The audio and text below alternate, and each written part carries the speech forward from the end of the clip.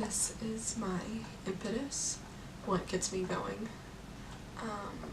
what I feel shapes my personality, my beliefs, my philosophy, whatever you want to call it. So yeah, when I was growing up, I didn't exactly think about why I wasn't that into guys.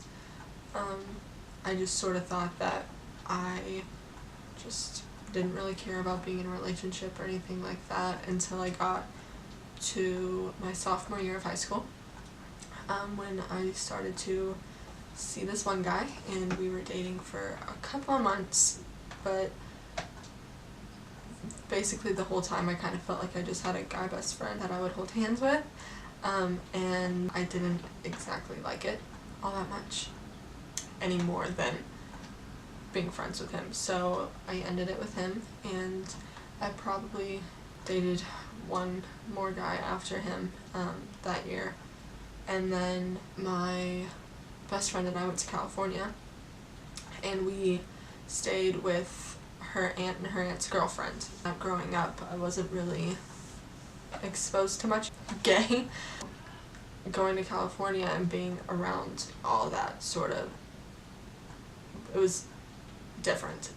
And one night, Haley and I, my best friend Haley, we were with her aunts and one of their friends, one of their lesbian friends, and my best friend saw me checking that girl out, but I didn't know I was doing it. I thought I was just appreciating her attractiveness, I guess. But when my best friend pulled me aside and said, "Oh my god, you're gay," something in my head sort of clicked, and I was like so confused because I had never thought about being gay before. I had never considered the possibility that maybe I just felt like friends with my boyfriends was because I wasn't attracted to them in a way that, you know, boyfriend and girlfriends are normally attracted to each other. It just felt like a friendship. And so we ended up going home that night, and she snuck into my phone while I was sleeping, and she followed a lot of gay accounts. She messaged a lot of lesbians, and then the next morning when I woke up, I had all this attention from a bunch of girls that I'd never gotten before in my life, and it was attention that I liked a whole lot more than the attention I was getting from guys, and kind of found it hard to be mad at her. I wasn't mad at her at all, because she sort of just, like I said, sparked something in my brain that made me realize that I was lesbian, or a lesbian. And so I ended up coming home from California, and I started talking to this one girl, and we got along really well. I liked her in a way that I felt like I was supposed to like someone that I was seeing or dating, which I never felt before. So I wanted to share that with my friends and my family, because one, I'm finally talking to somebody that I'm interested in, and two, it's a girl, so I'm gay. And so the first two people I told were two of my closest friends, Mary Dyer and Emma Halverson. One night we had like this sleepover thing, and we were talking, and I just decided that I should tell them first. So they were the first people I came out to, and they were super supportive about it. They just let me know that they had my back through it. And so after that, couple weeks later, I guess, I was at lunch with Haley, and I decided that that was the day that I was going to come out to my family.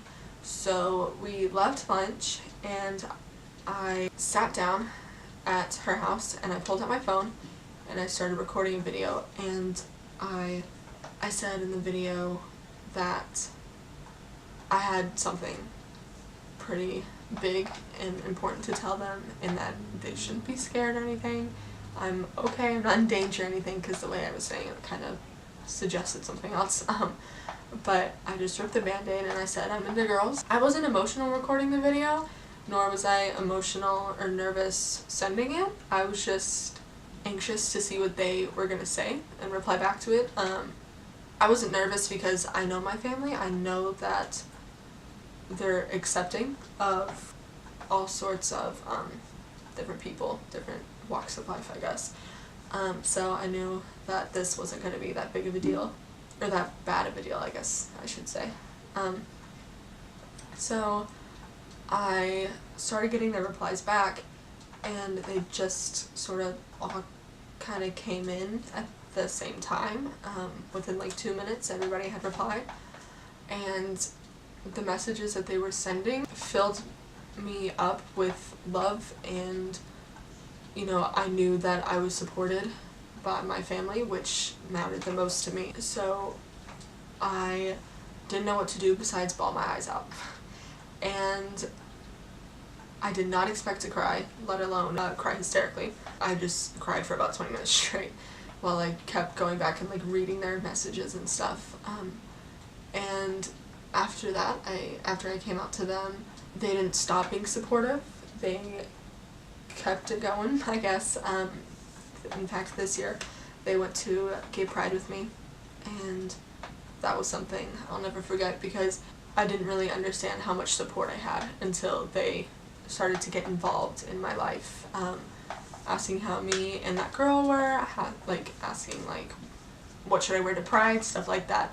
So that was just this big, it still is this big thing that keeps pushing me forward, knowing that there's people who want me to keep going and not stop doing what I'm doing, stop loving who I'm loving, and all that stuff, all that good cliche stuff. So that's my driving force, I guess you could say, knowing that I have people who want me to keep going, knowing I have people who are there to support me if the whole world is against me. At least I have my family, my friends that still support me, which is all that really matters to me. Knowing that my story is unique from everybody else's is also what keeps me going, knowing that I get to write my own story.